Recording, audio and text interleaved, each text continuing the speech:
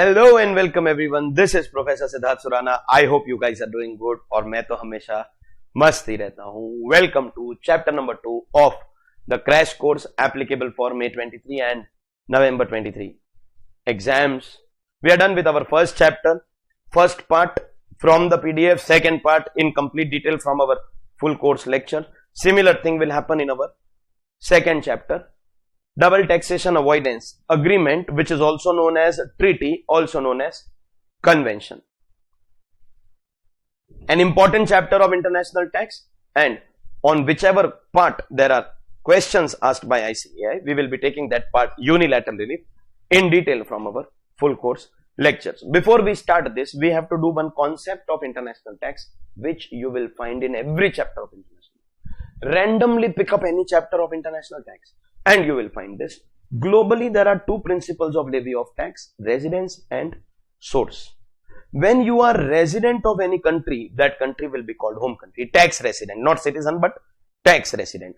In India, for example, 182 days. And if you earn income in any country, then that country will be called host country. So if you are a resident, that country is called home country. But if you have source in some country, so that country is called host country. But what happens sometimes is, you are resident of one country and source in another country. For example, Indian going abroad and earning. For example, some foreign person coming in India and earning. For example, IPL, all your sportsmen come to India and earn.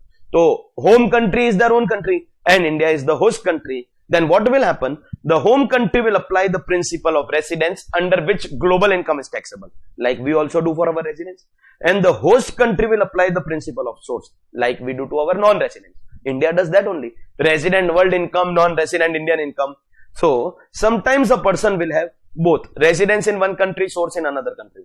Residence in one country, source in another country. And this will result in something called double taxation. This chapter is about providing relief to that. But in order to provide relief, you need to be first clear. How does double taxation arise? When person is resident in one country and earns income in another country, then double taxation will arise. And such double taxation ka relief will be given in this chapter.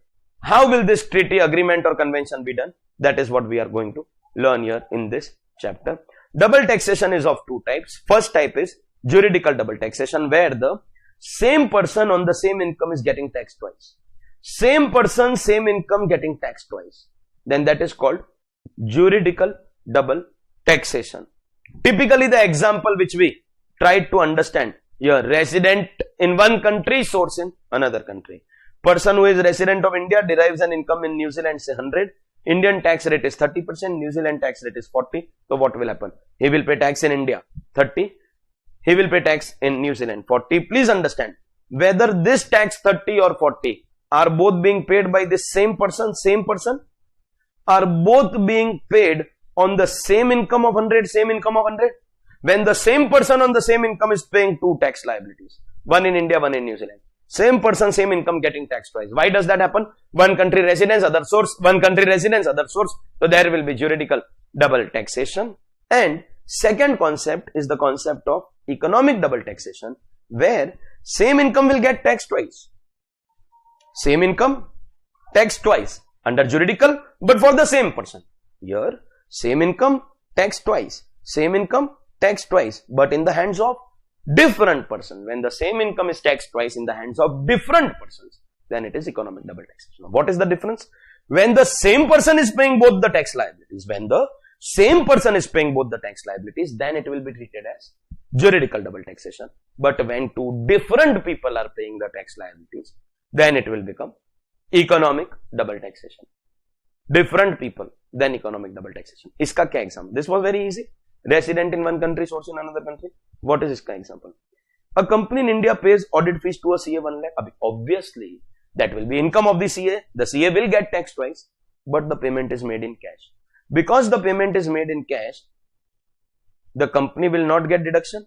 The expenses incurred more than 10,000 in cash are disallowed. Second timers, you should know, cash expenditure limit 40A3. The company will also pay tax under PGBP. This is economic double taxation. So when the same person paying tax twice, juridical double taxation. Example is residence in one country, source in another country. But when different people are paying, then it will be a case of economic double taxation. Example is company paying expense which is disallowed. Any disallowed expense for that matter, receiver will offer it to tax, but the payer is not getting deduction. And this is a very, very important point to note. Double taxation relief will be given only and only and only in juridical double taxation. There is no relief in economic double taxation. Relief will be given only under juridical double taxation. Relief will not be given under economic double taxation. Logically, here are both liabilities going from the pocket of the same person. That means it is genuine hardship. We need to relax. But here, you are paying tax once, second time company is paying. What is your problem? Company is paying once, second time you are paying. What is company's problem? From your pocket, the tax has gone only once. When from your pocket the tax goes twice, then only you are eligible for any relief. But from your pocket, if it is going only once, it is to different people, then why do you want relief? Have you paid twice? You talk about yourself, don't talk about others.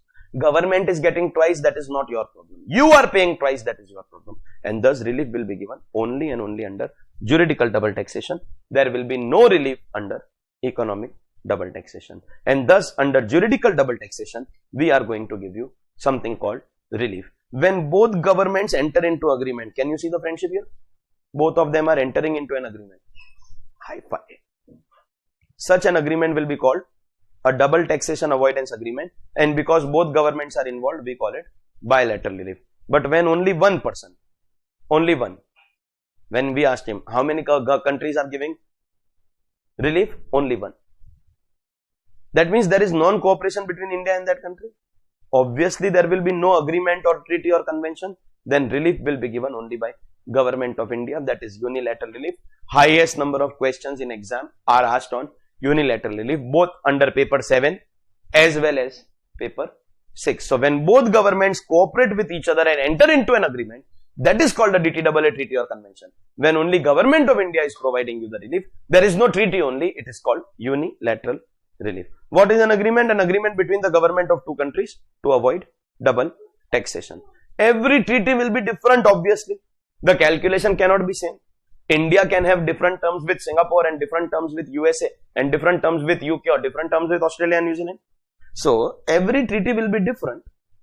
All DTAAs differ from each other as far as calculation is concerned. But, every DTAA will have two things common. One, there will be relief. See, how to calculate that relief, that is different. But there will be relief. And second, both governments will exchange information about you. Government A will tell Government B about your investments, about your incomes. And Government B will tell Government A. They will exchange information with each other. They will help each other for tax recovery. You are defaulter in one country. You have assets in another country. That country in which you have asset will help your other country for recovery purposes. Take away your assets. That is how treaties are going to be useful. They will also create friendship between the two governments. Can you clearly see when there is cooperation and there is treaty, the expression on the face? And when there is no cooperation, what is the expression on the face? Can you clearly see the difference here? Okay. So we have understood that whenever there is cooperation, there will be an agreement. And under that agreement, because both governments are involved, it will be called as bilateral relief. When there is no such agreement, it will be called as unilateral. If there is no such agreement, it will be called unilateral relief because only Government of India has come forward to provide you relief. Now we have to learn the reliefs one by one. First we will learn bilateral relief, we get done with it, and then unilateral relief, we have to do it from our full course lecture in complete detail. So, under section 90, the Government of India can enter into DTAA with foreign government to give relief where income has been taxed in both India and that country. So, India may have applied residence, other country source, or vice versa. It's juridical double taxation. And do we remember, relief is allowed only under juridical double taxation. Relief is not allowed under economic double taxation. In order to provide this relief, there are two methods. There is something called tax credit method and there is something called tax exemption method. Under the tax credit method, both governments will take. Means India will also take and that government will also take. But one of them will give you credit of the tax paid in other. So supposingly, in our example, if we come back to our original example, you pay tax in India 30 and New Zealand 40. So what we can do is pay tax in India 30 and in the source country New Zealand take credit of 30 and pay only 10. Means both governments will charge tax, but still New Zealand is giving you credit, no? So take that credit. Means both governments will take, but one of them will give you credit. Both governments will take, one of them will give credit. That is called the tax credit method. Both countries will get, but one of them will reduce their tax because they want to give you credit. Because they want to give you hardship, say relief. They want to give you relief from the genuine hardship of paying double tax. And further easier method is the second method called tax exemption method, under which only one of the countries will take tax. The other will not take only. Means either India or New Zealand, one of them will make your tax 0. India can forego 30 or New Zealand can forego 40. We will exempt, means not take tax at all. This way or that way. Ultimately, you are going to get reduction in your tax liability. And there are two methods of providing this relief. Tax credit method or tax exemption method. Then let's continue in bilateral. Let's discuss from the PDF, because so that we can move to a unilateral relief directly from our full course lecture. If the normal provisions of income tax are beneficial, then you can use that. In other words, the treaty is optional.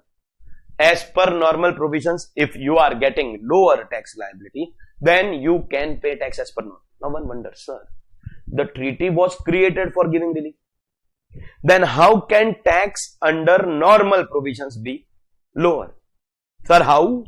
Then listen. Normal provisions have given us slabs. After you cross 10 lakh rupees, you have 30%. In new regime, after 15 lakhs, you have 30%. So, supposingly your income is 1 crore. The normal rate is 30. But in DTAA, they have given 5%. And then DTAA is beneficial.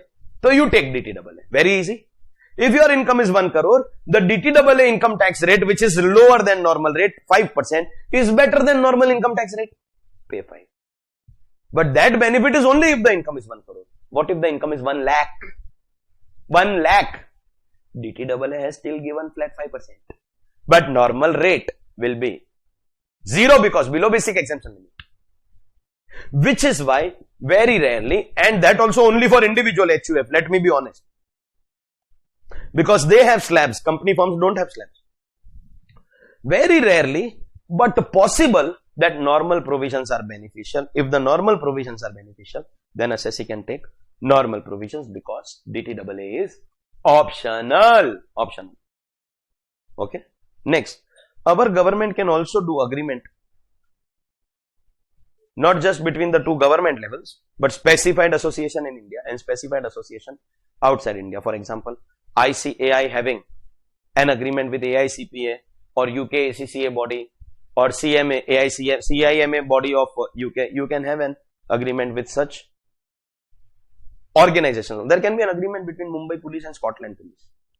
So not just between the governments, that can be agreement between them also. In fact, we can have something called tax information exchange agreement with a non-sovereign territory. There may be some countries where even today there is kingdom rule. We can have such agreements with them also. There can be some countries which don't have any income tax. No income tax. If there is no income tax, it does not make sense to have a DTAA, double taxation avoidance. What will you avoid? There is no double taxation. Supposingly there is India, there is Dubai. India levies income tax. Dubai no income tax. If there is no income tax in Dubai, there will never be double taxation because only India will take tax. When does juridical? देखो एक तो economic में no relief. Relief is only in juridical. And juridical happens when one country applies residence, other applies source. Yeah, one country applies residence, other applies source. When this country is not going to take tax only from you, so whatever be the tax taken by this country, it is always going to be single tax. There is no double tax. And if there is no double tax, then we cannot have double taxation avoidance agreement. Then what will we do? If we don't have double taxation avoidance agreement, then what will we do? We will have something called tax information exchange agreement. Dubai, you don't have tax, but we have tax. Our tax defaulters have purchased property in your country, made investment in your country. Please give us information about them. That is called TIEA. Dubai will give us information about such people. That will be called a TIEA. Sir, what will Dubai get in return? We can cooperate in other ways. We will buy oil from you. We'll start pakode ka shop. That will develop your economy also. We can have that cooperation. if there is any criminal of your country hiding in our country. For example, there are some countries in which sale of drugs is a crime. And in our country, we get that in every chemist shop. So it is possible that a drug dealer of this country is hiding in India. We will cooperate in those matters. You cooperate in tax matters. We cooperate in other matters. We will have something called tax information exchange agreement. We don't need a double taxation relief because there is no double taxation. Then we will have TIEA. Next, sometimes what happens is there are treaty shopping arrangements. Treaty shopping arrangement where residents of third countries, for example, there is an agreement between India and Germany. They have an agreement with each other. Obviously, the benefit will go to Indians and Germans. India-German treaty benefit will go to Indians and Germans. What about Australians? Will they get benefit of India-Germany treaty? No. But they are born cheaters, the Australians. An Australian takes an office on rent in India, in some remote village. Very cheap rent, 2,000 per month. And now he has leave and license agreement with address proof of that Indian office. That means an Australian has on his face put the mask of an Indian. He is Australian. But by opening that office, he tells the whole world, I am Indian. Sare jahan se acha. Hindustán hamara hamara. Australian is singing, I am Indian. He pretends to be Indian. Why? So that he can take benefit of India-Germany treaty, which is otherwise not available. That will not be allowed. We are inserting this clause called misuse prevention. Treaty shopping arrangement is a situation where tax resident of one country, where there is no treaty with the source country, avails tax relief by diverting income from another country which has a treaty with the residence country. You will read this, you will go mad. I will explain in my style now. Tax resident of Australia, where there is no treaty with Germany, avails relief by diverting income from India which has treaty with Germany. Supposingly there is no Australia-Germany treaty, but Australian wants benefit. So he opens shop in India. He takes income in India. So he is able to take that benefit. That benefit will not be allowed. Those who don't have, supposingly there is India. India does not have agreement with a country X. But I want to take tax benefit. So what I will do is, I will send income from here to country Y, which has agreement with India. I will search for a third country which has agreement with both these countries. If I directly bring my income here, so I will not get relief because there is no treaty. So first I will send my income here. There is a treaty between country X and Y, and then I will bring my income to India. There is a treaty between India and country Y. That is called a treaty shopping arrangement. Will be not allowed. Likewise, if you are resident of another country or territory, so you have to submit from that country a TRC, that is tax residency certificate. Only if you submit a tax residency certificate from that government, we will assume that you have paid tax in that country, and only if you have paid tax in that country, you will be eligible for DTAA relief. Sometimes what happens is, in the treaty we write, the home country will take tax. Which country will take tax? Home country. So India, being the source country, has to leave it.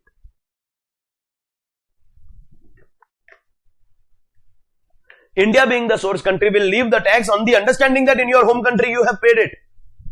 But there are some smart people.